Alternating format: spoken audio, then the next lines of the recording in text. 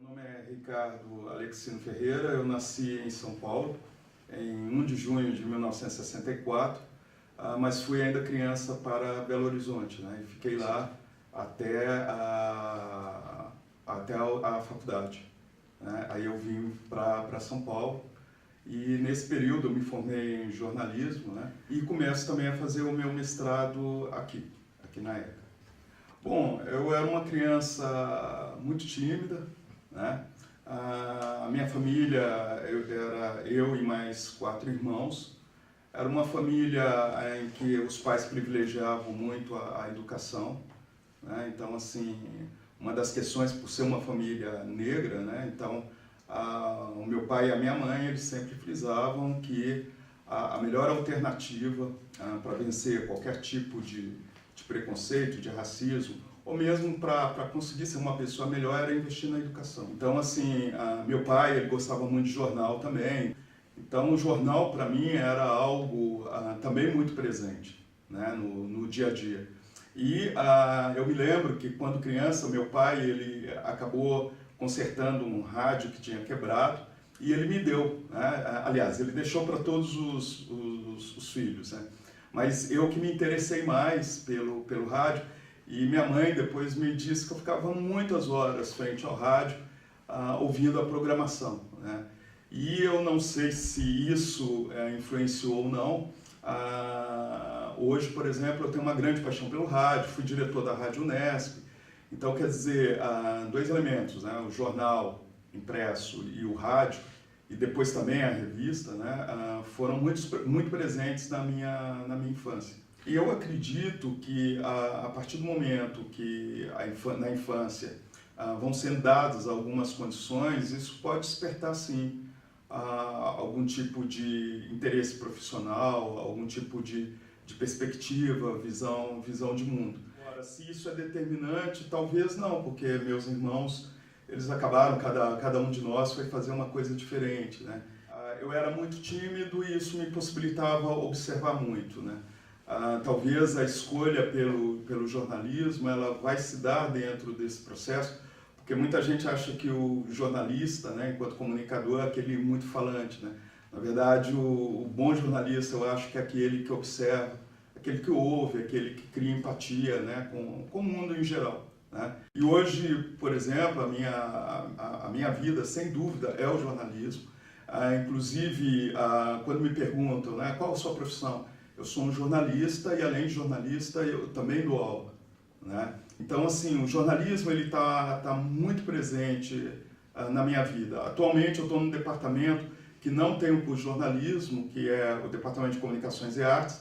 Ele tem um curso de Educomunicação, mas eu sempre faço a interface jornalismo e educomunicação.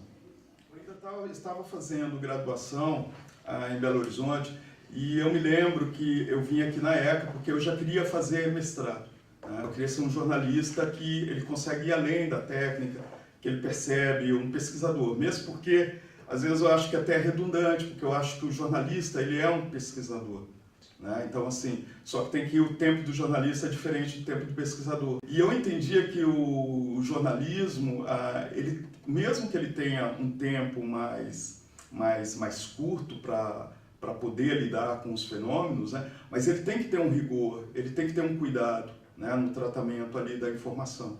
E o mestrado, eu percebia que, como tem esse tempo maior, ele possibilita também ver o fenômeno de outra forma.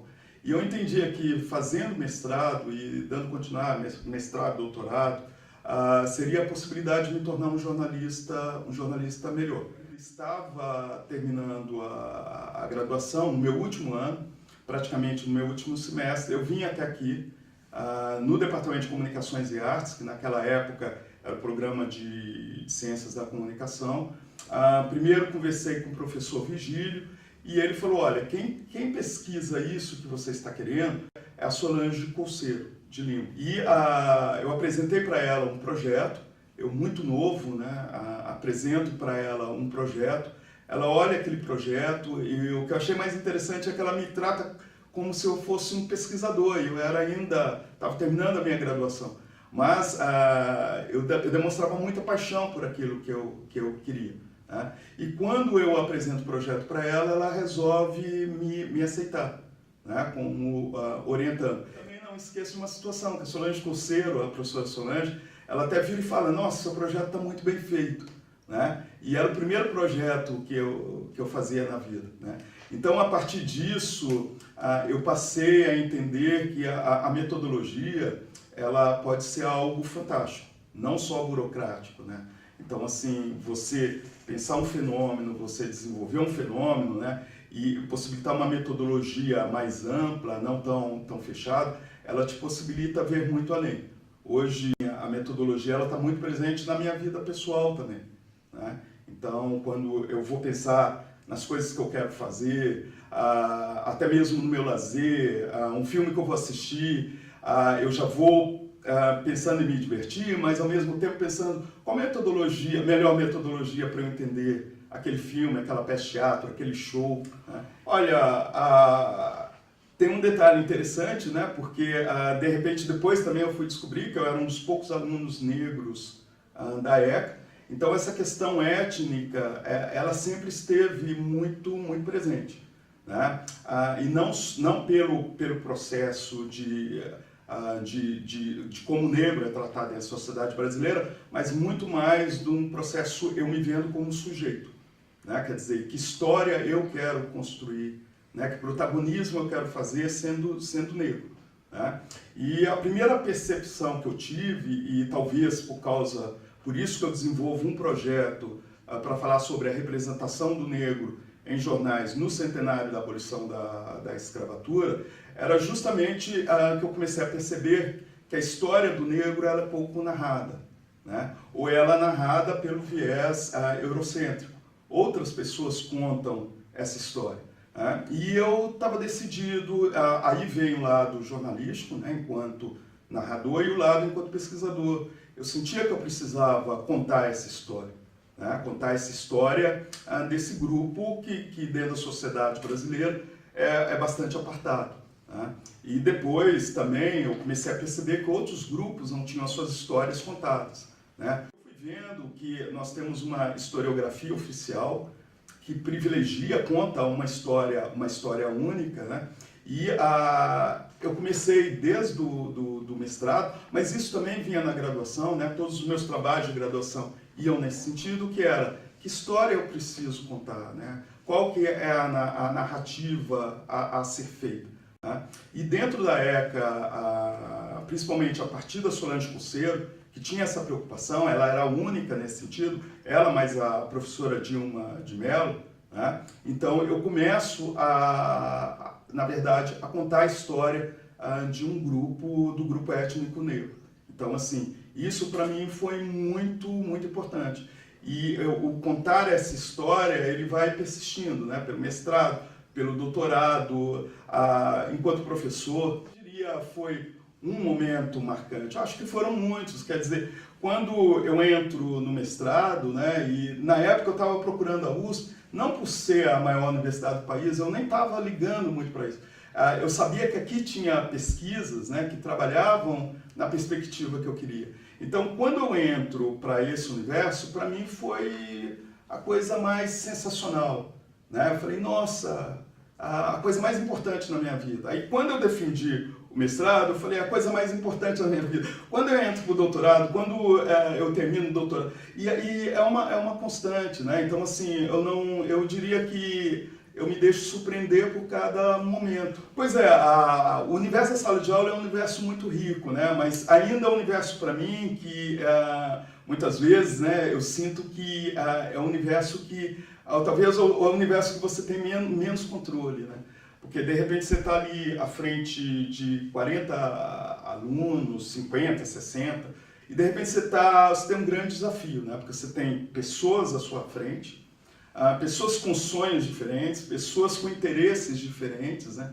E é um grande desafio. Até hoje, eu, por exemplo, assim, eu consigo ter na minha cabeça o que é ser um bom jornalista, o que é ser um jornalista comprometido com o social. Mas eu ainda não consigo definir o que é ser um bom professor.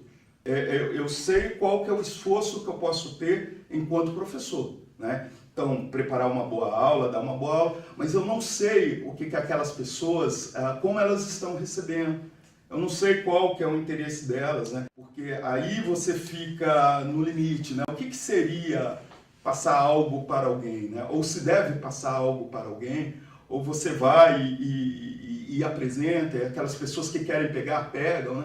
Mas aí você tem um sistema de avaliação, né? Então existe uma certa obrigatoriedade, existe uma burocracia, que eu não gosto das burocracias, né? Para mim, assim, deveriam ser disciplinas livres, né? Os alunos que têm interesse vão assistir, e muitas vezes você abre um debate em sala de aula, fica aquele silêncio, né? Ninguém fala nada. Se no passado eu ficava brigando muito com os alunos, que eles ficavam conversando, pedindo silêncio toda hora, hoje, por exemplo, assim, é um silêncio sepulcral em sala de aula, né? As pessoas não falam, aí você fala assim, fala alguma coisa, né? Fala que a aula tá chata, fala qualquer coisa, mas as pessoas ficam caladas.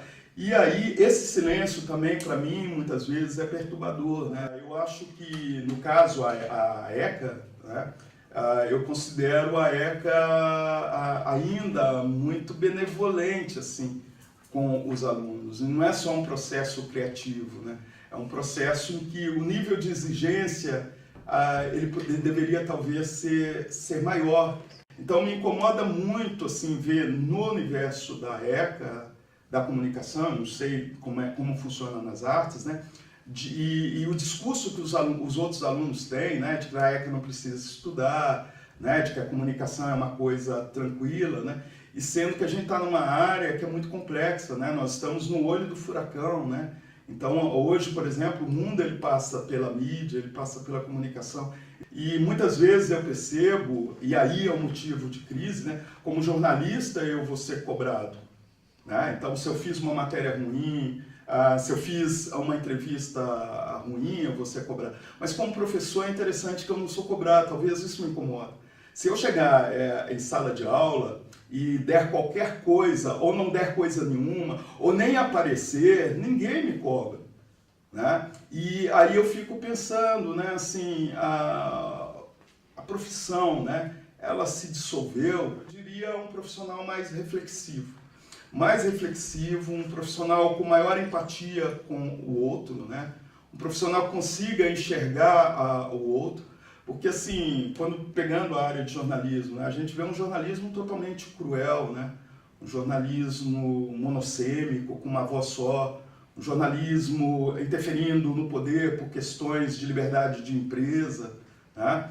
Mesmo dentro de relações públicas, né? Você vê um profissional de relações públicas que muitas vezes ele está ali para pensar de como aquela empresa ela pode se dar bem, né?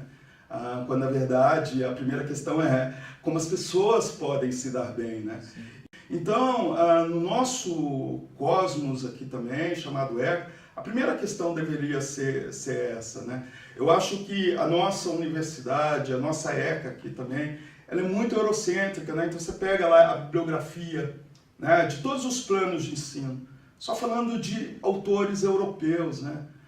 Entrou pela primeira vez na relação de livros da FUVEST um autor africano, pela primeira vez, né, nessas décadas todas de FUVEST, entrou um autor africano.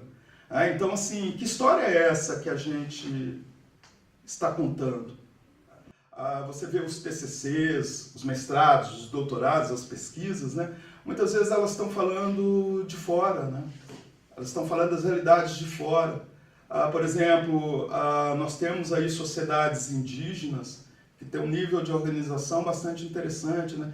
E você não vê um aluno de relações públicas indo até esses grupos indígenas, tentar entender como se dá aquela estrutura, né? Só vai pegar as grandes empresas que estão aí, muitas vezes opressivas, um modelo opressivo, e ainda vai e reforça aquele modelo como sendo um modelo interessante. Então, assim, eu acho que a gente tem que pensar muita coisa, né? Nós estamos formando para o mercado ou estamos formando para a vida, né? A questão da diversidade na ECA ainda é muito pequena, né? Onde estão os negros aqui, né? Então, assim, eu acho que aqui precisaria ser um laboratório da diversidade, um laboratório de novos pensamentos, um laboratório de arriscar arriscar novas teorias, novas técnicas, né? E não ser somente um lugar para ir para o mercado de trabalho. E tem sido isso, né? Hoje, por exemplo, assim, você tem muitas vezes alunos, né, que faltam às aulas para irem nos seus estágios, né? Então eu acho que precisaríamos nos repensarmos por dentro, né? E também pensar a ECA como unidade, não os departamentos como unidade. Tá? Então, por exemplo, em cada departamento você vai ter um laboratório de rádio e TV. Né? Quando, na verdade, podíamos ter um grande laboratório de última geração, com os equipamentos mais sofisticados e que todos estivessem ali produzindo. Né? Mas ainda na ECA, cada departamento é uma unidade. Né? Então, assim, enquanto também isso existir, nós não vamos ter uma comunicação e arte integrada. Isso eu acho que é extremamente importante. E enquanto estivermos pensando os nossos cursos, né, do ponto de vista de mercado, ou então como mercadorias, né, para entregar para o mercado, aí eu acho que, se for nesse sentido, aí a gente está indo muito bem. Né? Mas do ponto de vista social, estamos indo muito mal. Quero agradecer muito poder estar participando desse momento aí. Obrigado, professor. Obrigado. Eu agradeço.